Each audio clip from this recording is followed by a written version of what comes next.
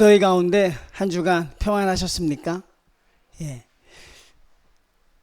이 무더위가 우리가 생각한 것보다 상상을 초월하죠. 40도가 넘어간다고 합니다. 그래서 많은 사람들이 이런 더위는 처음이라고 이야기하죠. 근데 믿는 사람들은 이걸 또 그렇게 해석하기도 합니다. 주님 오실 때가 다 됐다는 거죠. 이런 더위가 있다는 것. 지금 우리가 살아가는 삶이 도무지 가늠할 수 없는 삶입니다.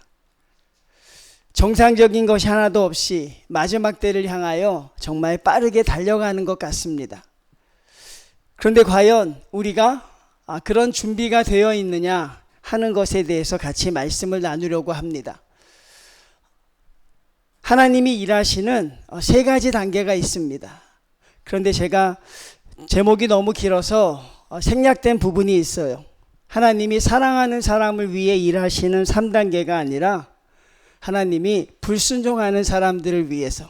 그래서 좀 적어 놓으셔도 돼요. 3단계는 사랑하는 사람이 아니라 하나님께 불순종하는 사람들을 위한 세 가지 단계가 있다. 그리고 하나님은 지금도 그 세 가지 단계를 사용해서 우리에게 일하고 계신다는 사실입니다. 우리가 하나님 앞에 살아가면서 우리의 최종 목적은 주님이 다시 이 땅에 오실 그날입니다. 그것에 대한 믿음의 흔들림은 전혀 없습니다. 우리가 살아가는 신앙생활의 모든 목적은 주님이 다시 오실 그날. 예수 믿는 사람들 치고 그 믿음을 갖지 않고 사는 사람은 한 명이 없습니다. 다 오실 주님을 우리는 다 기다리지요. 그런데 중요한 것은 언제 오시느냐 하는 것이죠. 과연 언제 오시느냐 하는 것입니다. 우리는 거기에 대한 생동감이 사실 부족해요. 우리는 거기에 대한 어떤 좀 긴장감이나 긴박감을 갖고 있지 못합니다. 주님 다시 오실 건 알지요. 아는데 언제 오시냐고 하면 우리는 거기에 대해서 주님이 금방 오실 것이라는 믿음이 별로 없지요. 어떻게 비유하면 좋을까? 사람이 죽는다는 것은 다 압니다. 여러분, 우리는 다 죽지요? 그걸 부정하는 사람은 없어요. 그렇지만 그 죽음이 나에게 금방 임박할 것이라고 생각하는 사람은 없지요. 오늘날 젊은 사람들도 자기가 죽는다는 건 알지만 죽음에 대한 이야기는 하지 않습니다. 왜? 내가 그것을 어차피 당하게 될 것이지만 지금의 내 삶에서는 내 일이 아니라는 것이죠. 똑같습니다. 성도들이 그래요. 주님이 이 땅에 반드시 오신다. 주님이 반드시 이 땅에 오셔서 심판하신다는 걸 알면서도 주님 믿습니다. 그렇지만 그 주님이 오실 그 믿음이 나를 하나님 앞에 더욱더 끌어당기지는 못해요. 내가 그것 때문에 더욱 잘 살아야지 그런 생각도 하지 못합니다. 그리고 그 책임은 어떻게 보면 하나님께 있는 것 같아요. 오신다고 해놓고 안 오신 지가 몇천 년이 됐으니까. 어떤 분은 그렇게 이야기합니다. 하나님이 너무 공수표를 날리신 게 아닌가. 적당히 하셔야 되는데 몇천 년 전에 오신다고 했는데 지금까지 오시지 않으니까 오늘날 주님이 다시 오신다고 해도 성도들은 두려워하지 않습니다. 성도들은 거기에 우리 삶의 패턴을 맞추려고 하지 않아요. 근데 베드로서가 그것을 정확하게 우리에게 가르쳐주고 있어요. 주의 약속은 어떤 이들이 더디다고 생각하는 것 같이 많은 사람들이 더디다고 생각합니다. 더디다고 생각하니까 오신다는 걸 알지만 오신다는 사실 자체가 우리에게 자꾸 흐려지고 있는 거예요. 강단에서 주님의 재림을 설교하는 것도 그렇게 많이 하지 않지요. 알고 있는데 그 주님이 오시면 얼마나 두렵고 떨림일까. 그리고 내가 주님 앞에 선다는 것, 그것으로 내 인생이 모두 결정된다는 것. 성도에게 있어서는 가장 중요한 순간임에도 불구하고 우리는 여전히 그것을 통해 우리의 신앙을 바꿔내지 못하고 있어요. 우리의 삶을 바꾸어내지 못하고 있습니다. 그래서 그냥 오실 줄 알지만 그냥 언젠가 오시겠지, 그렇게 더디게 생각하는 사람이 참 많았다는 것입니다. 그리고 하나님은 뭐라고 말씀하십니까? 내가 너희를 사랑하기 때문에 참고 있다고 말씀하시는 거예요. 자, 모두 좋습니다. 중요한 것은 과연 이 신앙이 오늘날 우리를 생동감 있게 하느냐 하는 것이. 저도 그렇고 여러분도 그렇고 신앙생활 하면서 참 삶이 바뀌어지지 않는 것이 우리의 최대 고민입니다. 맞습니까? 삶이 바뀌질 않아요. 하나님을 사랑하는 마음이 부족한 것도 아니고, 하나님이 이 땅을 다스린다는 우리의 기본적인 믿음, 그것도 여전히 충만한데 이상하게 나의 삶이 하나님 앞에 바뀌지가 않습니다. 이것이 늘 우리의 어떻게 보면 딜레마이죠. 무엇 때문에 그럴까 생각해 보면 결국 우리가 주님이 다시 오신다는 그 사실이 우리를 가슴 뛰게 하지 못하고 우리를 두렵게 하지 못한다는 사실이에요.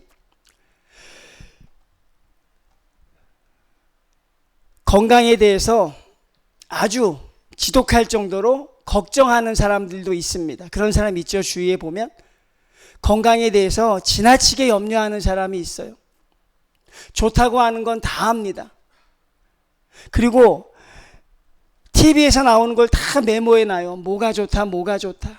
몇 시간 자야 되고, 언제 밥 먹어야 되고, 언제 커피를 먹어야 되고. 저도 그런 목사님이 있는데 얼마나 피곤한지 몰라요. 밥 먹고 커피 한잔 합시다. 커피는 2시간 후에 마셔야 좋대요. 2시간 후에 다 헤어질 텐데 어떻게 커피 먹습니까? 집에 가서 먹으라지. 아침에 좀 시원한 물 한 잔 먹으려고 그러면 아침에 미지근한 물을 먹어야 된대. 아주 그 사람하고 있으면 귀찮아 죽겠어요. 그렇죠? 근데 나름대로 오래는 살아요. 그분이. 나름대로 오래 살긴 하더라고요. 매번 그 패턴이 바뀌지만. 그런데 또 어떤 사람도 있어요. 건강에 전혀 신경 쓰지 않는 사람도 있습니다. 그냥 막 사는 사람도 있어요. 어떤 사람은 잘 때 이빨을 닦지 않고 자더라고요. 물어봤습니다. 자기는 30년 동안 한 번도 안 닦았대요. 자면서. 근데 치과 한 번도 안 갔다는 거예요. 나보고도 닦을 필요 없다는 거예요. 대충 살라는 거죠. 아무거나 막 먹습니다. 혈당이 있다고 해도 콜라하고 뭐 과자 이런 거 막 먹습니다. 괜찮다는 거죠. 여러분, 어떤 사람이 오래 살까요? 좋다 나쁘다가 아닙니다. 어떤 사람이 오래 살까요? 건강에 염려증을 가지고 있는 사람이 더 살 가능성이 많지요. 이걸 우리가 예수님에 대한 재림신앙에 적용해 보면 주님이 내일 오신다고 생각하는 그런 사람도 있어요. 여러분, 그렇게 살아가는 사람 분명히 있습니다. 오늘 내가 이 드리는 예배가 내 마지막 예배이다. 내가 오늘 악수한 이 사람이 내 마지막 악수하는 사람이다. 내가 오늘 목사님을 본 게 내 마지막일 수도 있다. 그렇게 살아가는 성도들 있지요. 왜? 그 사람들은 주님이 도적같이 온다고 했으니까 언제 와도 자기는 주님을 맞을 준비를 해야 된다는 것이에요. 그래서 날이 40도를 넘어가면 어이쿠 주님이 오시나? 천둥벼락이 치면 주님이 오시나 보다. 어떤 사람은 자다가 침대에서 떨어졌는데 놀래가지고 주님이 오시는 줄 알고 창밖으로 나갔다는 거죠. 놀래가지고. 자, 그렇게 사는 사람 볼 때 어때요? 우리가 그런 사람 보면 어떤 생각이 들어요? 뭘 저렇게까지 하나? 뭘 저렇게까지 할 필요가 있는가? 그 사람들은 아주 민감합니다. 전쟁과 기근과 뭐 중동의 전쟁이 있는 걸 보면 주님이 오실 때를 다 됐다고 생각하는 사람들이 있어요. 그리고 말합니다. 주님이 오실 때가 다 된 것 같습니다. 그런데 어떤 사람은 주님이 아예 안 오신다고 생각하는 것처럼 사는 사람도 있어요. 성경에서 이런 본문을 맞이하면 아이고 주님이 언제 오시겠어? 수천 년을 안 오셨는데 정말 오시겠어? 그리고 하나님이 오신다는 그 생각을 하지 않고 자기 마음대로 사는 사람이 있어요. 자, 여러분 묻습니다. 그러면 누가 하나님 편에서 더 귀하게 사는 사람입니까? 재림에 대해서 매일같이 기대하며 매일매일 하루를 살아가는 사람일까? 아니면 재림에 대해서 전혀 기대하지 않고 설마 나의 때에 주님이 오시겠어? 설마 내일 오시겠어? 그렇게 생각하며 현재의 삶에 안주하는 사람, 분명히 어떤 사람이 하나님 편에서 볼 때 더 귀한 사람일까? 그것은 분명히 앞에 말한 사람이죠. 하나님이 언제 오실지 모르지만 그날을 준비하며 사는 사람과 하나님이 오시기는 오시지만 설마 그것이 나의 때에 이루어지겠어? 설마. 성경 말씀을 통해서 항상 설마라고 생각합니다. 내 형제를 실족하게 하는 자는 하나님이 가장 싫어하고 연자 맷돌을 메고 뛰어드는 것보다 못하다고 말하는데 설마 내가 나의 것을 주님께 드리지 아니하면 하나님이 그렇게 하실 것이라고 하는데 설마 그럴까 하는 사람들이 있어요. 하나님의 말씀 앞에 늘 설마 하는 사람이 있죠. 구약을 보면서 그들은 이렇게 미소로 읽습니다. 하늘에서 불이 내려왔다 그러면 참 그때는 대단했네. 교회 돈을 조금 횡령하니까 교회에서 죽었다고 하니까 그때 참 대단했네라고 생각하지만 그것이 우리 삶 속에 전혀 영향력을 미치지 못하죠. 결국 무엇도 우리의 삶을 바꿔내지 못하는데 우리가 정신 차리고 주님 앞에 나아가야 될 가장 강력한 무기는 주님이 다시 오신다는 것인데, 주님 앞에 선다는 것인데, 그리고 사람의 인정이 아니라 하나님의 인정을 가지고 우리가 거기서 살아가야 할 날이 결정된다고 하는데 성도들은 거기에도 대단한 감각을 보이지 않아요. 여전히 자기 문제에 취해서 여전히 자기의 문제를 가지고 고민하는 그런 삶을 살아갑니다. 그러면 하나님이 과연 어떻게 일하시는가? 제가 여러분에게 그것을 가르쳐 드리려고 해요. 좀 정신이 번쩍 나게 해드리고 싶은 거예요. 그렇게 마냥 좋은 게 좋은 걸까? 과연 내가 지금 보지 못하고 있는 무엇인가 있는 게 아닐까? 하나님의 역사를 지금 몸으로 느끼는 사람이 있는 게 아닐까? 저는 여러분들에게 그런 경각심을 좀 드리고 싶은 것이죠. 하나님이 오래 참으신다고 하시니까 계속 참고 계신 줄 아는 것이죠. 하나님은 우리를 포기하지 않으십니다. 믿습니까? 하나님은 여러분을 포기하지 않으십니다. 그러니까 우리에게 고난을 주고 징계를 주는 거예요. 하나님이 말씀하지 않습니까? 나는 너를 끝까지 사랑할 것이라. 하나님의 뜻대로 살지 않는 성도라고 해도 하나님은 포기하지 않으십니다. 그게 저와 여러분이 믿는 하나님에 대한 가장 큰 믿음이죠. 내가 어떻게 살아도 하나님은 나를 포기하지 않으신다. 그런 대담한 믿음을 가지고 살지요, 성도들이. 내가 비록 죄의 모습으로 살아도 하나님은 나를 포기하지 않을 것이다. 그런 믿음 속에서 오히려 죄를 합리화하는 성도들도 있죠. 어느 책에 이렇게 기록된 글이 있습니다. 이 글을 소개하려고 해요. 여러분도 이걸 듣고 한번 생각해 보셨으면 좋겠어요. 어느 교회에 부흥회를 합니다. 한 목사님이 오셨습니다.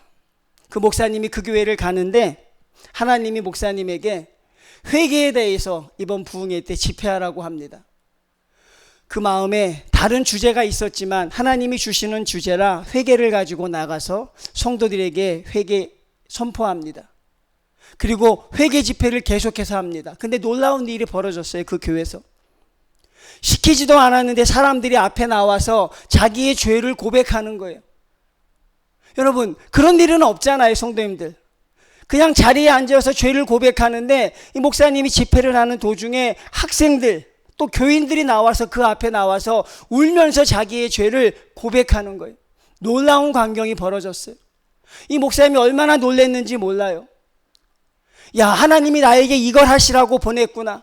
저 냉랭하던 교인이, 저 돌밭과 길가의 밭 같은 그런 교인들이 성령의 메시지가 전파되니까 앞에 나와서 부끄럽지도 않은 채 자기의 죄를 다 이야기하더라는 거예요.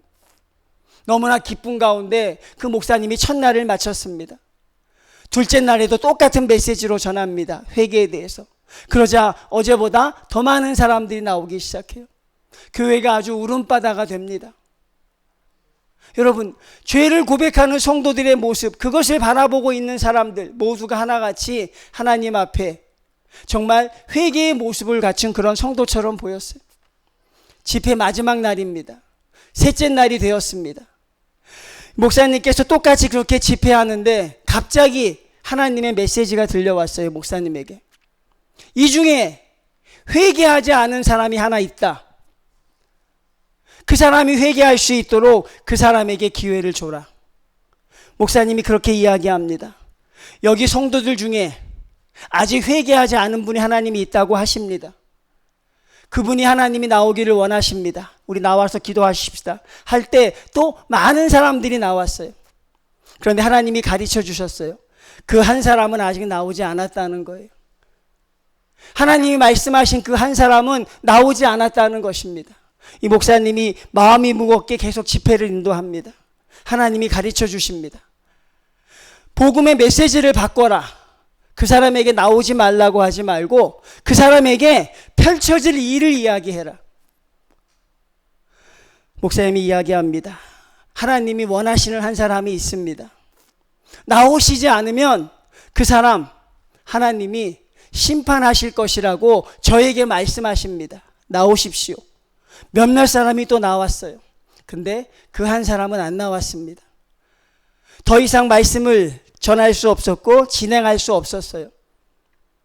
그래서 말씀을 마치려고 하는데 하나님이 또 한 번 메시지를 주더래요. 그 사람에게 일어날 구체적인 일을 가르쳐 줘라. 여러분, 부흥회 때 일어난 일이에요. 그 사람에게 일어날 구체적인 일을 가르쳐 줘라. 그리고 하나님이 그 사람에게 알려주신 것은 3주 후에 차가 파손될 것이다. 이 목사님이 전하기가 너무 힘들고 어려웠지요. 어떻게 그런 말을 합니까? 목사 하나님 하라고 합니다. 그 목사님이 이야기합니다. 아직 한 사람이 나오지 않고 있습니다.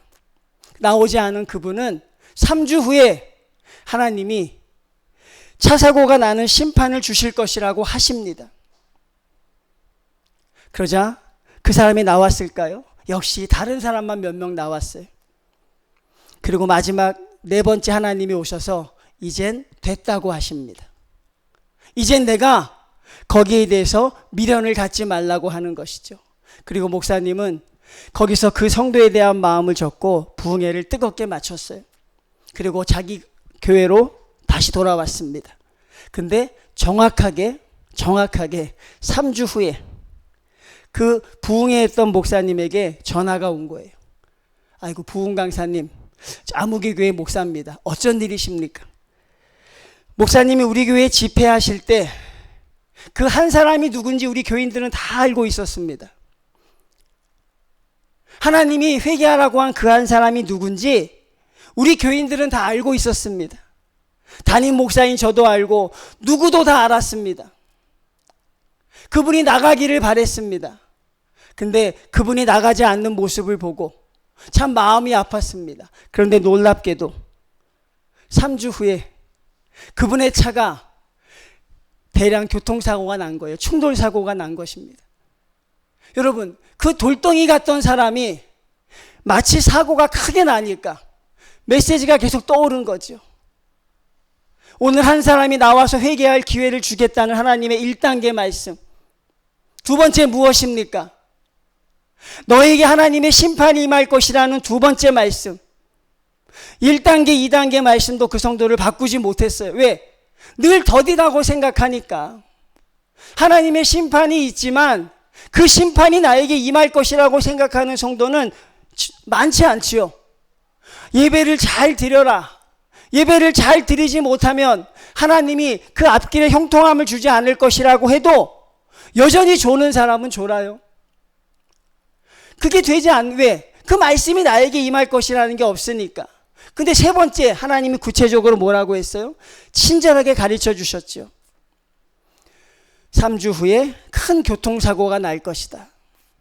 근데 이 사람이 3주 후에 정확하게 교통사고가 나서 병원에 입원하면서 그 찾아가신 목사님께 그랬대요. 제가 회개하지 않은 하나님 앞에 제가 용서를 구했습니다. 하나님이 나를 심판하실 거라는 그 말씀 늘 그냥 가볍게 들었습니다. 그냥 부흥 강사가 하는 소리겠지. 저 강사는 특이하게 협박도 하네. 그냥 그러고 들었다는 거예요, 여러분. 여러분, 성도들이 하나님이 일하시는 방법을 몰라서 그래요. 하나님은 제일 처음 어떻게 일하십니까? 말씀을 주십니다. 가장 좋은 방법은 말씀으로 돌이키는 거예요. 여러분이 말씀을 읽을 때 이렇게 살면 안 되는구나. 내가 이렇게 살면 안 되는구나. 거기서 깨닫고 돌아오면 100점. 하나님의 말씀 앞에 자각하고 돌아오면 100점. 그런데 그 말씀 앞에 돌아오지 않으면 하나님은 2단계를 어떻게 하십니까?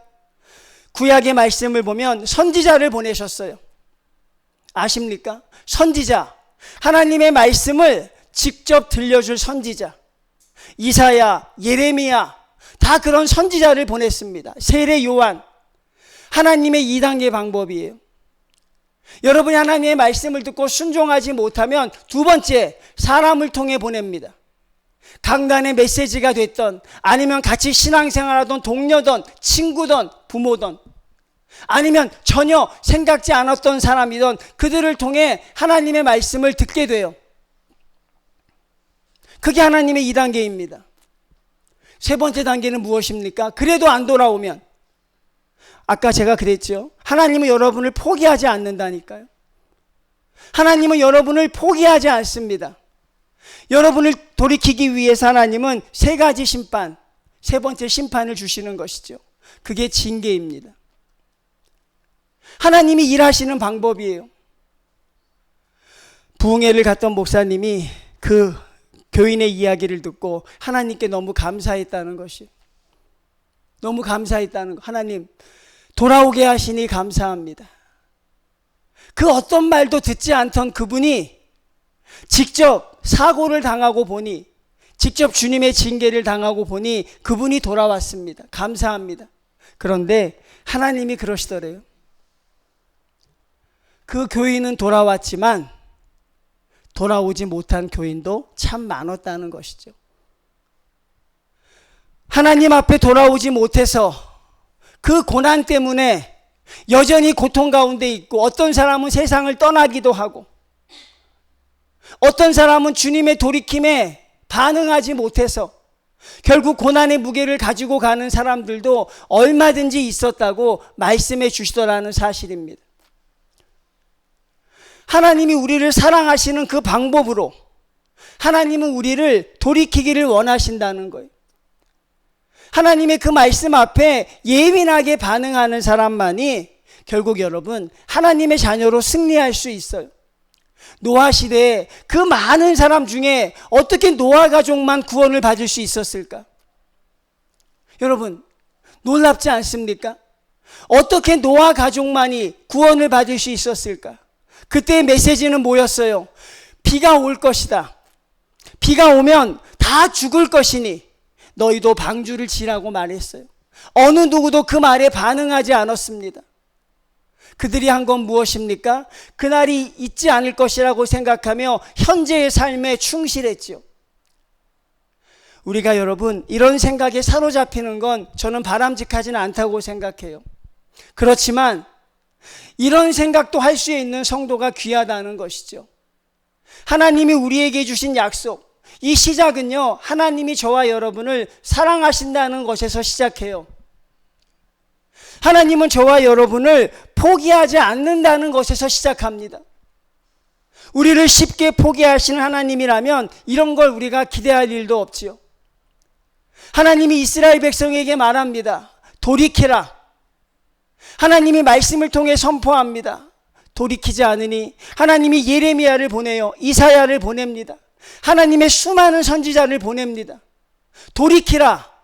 돌이키지 않으면 죽는다 너희. 그들은 그 말에 콧방귀를 뀌지 않습니다.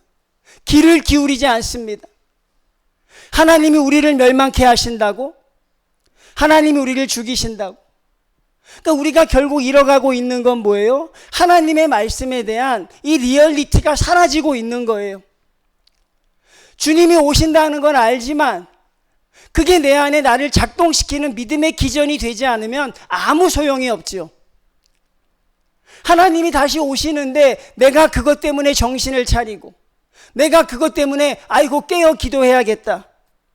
그렇게 하지 못하는 믿음은 우리에게 우리를 돌이킬 수 없는 믿음이 되는 것입니다. 그리고 나중엔 그 사실이 우리에게 희미해져 가지요.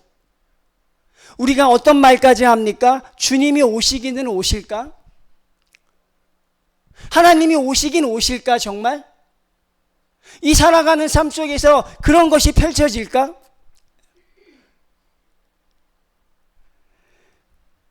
우리 아들은 저한테 제가 웃으면서 물어봤다 그랬죠. 아빠 정말 구름 타고 오셔? 요즘 같은 세상에? 성경에 구름 타고 온다고 했으니까. 그럼 주님이 구름 타고 이렇게 오셔? 성경이 그렇게 오신다고 했어. 아, 그렇게 오시는 거예요. 웃으면서 가더라고요, 여러분. 예? 여러분, 이게 우리 믿음이거든요. 성경 말씀을 통해 우리가 꼭 한 가지 절대로 여러분들이 의심하지 말아야 할 것은 하나님의 말씀은 항상 실현되어 왔지요. 적어도 성도님들이라고 한다면, 적어도 우리에게 아직 순수함이 있다고 한다면 주님이 이 땅에 다시 오신다는 말에 조금 두려워하는 성도들이 되셔야지요. 아, 내가 내 삶을 조금 바꿔야겠다. 여러분, 그런 정도의 하나님 앞에 우리가 마음가짐은 가져야지요. 그런데 그런 말씀이 울려 퍼져도 여전히 깨어나지 못하는 성도들이 있어요. 여전히 바꿔내지 못하는 성도들이 있어.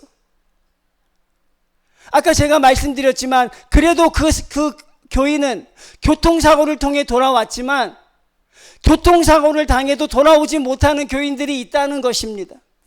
하나님의 말씀이 아니라 이건 우연이다. 우리가 무엇을 위해 신앙생활을 하는 것일까? 저와 여러분이 무엇을 얻기 위해 하는 것일까?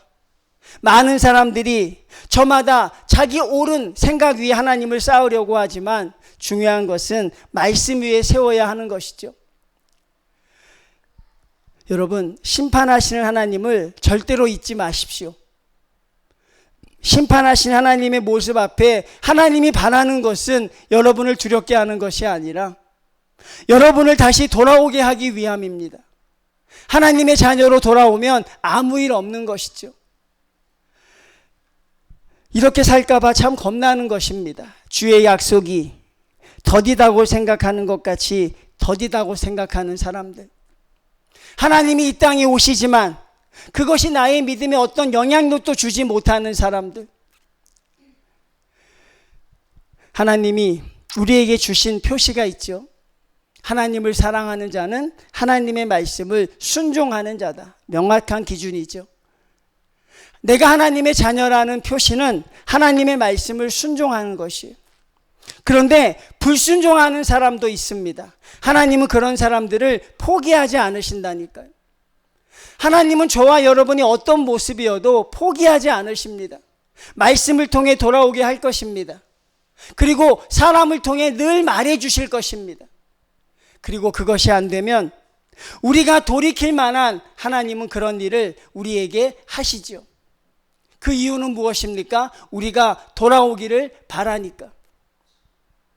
하나님은 자기 아들을 십자가에서 못 박으셨던 하나님이십니다. 하나님은 이스라엘 백성의 비명을 70년간 들으셨던 하나님입니다.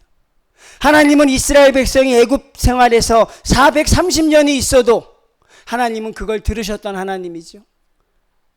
하나님이 우리에게 주시는 것, 여러분, 하나님이 우리에게 원하시는 것, 그것은 돌아오라는 것입니다.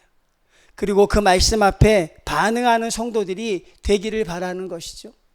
그 말씀 앞에 주님이 다시 오신다고 생각하는 그 현실 같은 믿음이 나에게 살아 숨쉬는 거예요. 그 말씀 때문에 내가 하나님 앞에 돌아오는 계기가 되는 것이죠. 내 맘대로 살고 싶어도 그 말씀이 나를 붙드는 것이죠. 그렇게 살아가는 성도가 결국 귀하다는 것입니다. 여러분은 말씀을 그렇게 받으셨으면 좋겠어요. 성도님들, 하나님이 우리에게 원하시는 것은 마지막 방법이 아니에요. 하나님이 우리를 통해 주시려고 했던 것은 그 모습이 아닙니다. 우리가 그 방법으로 잡고 가고 있는 것, 그것이 안타까운 것이죠. 사랑하는 정의교회 성도님들, 하나님의 말씀에 반응할 수 있는 여러분들 안에 순수한 믿음이 남아있기를 바랍니다. 하나님의 말씀 앞에 하나님이 옳습니다라고 고백할 수 있는 여러분의 지혜가 있기를 바랍니다.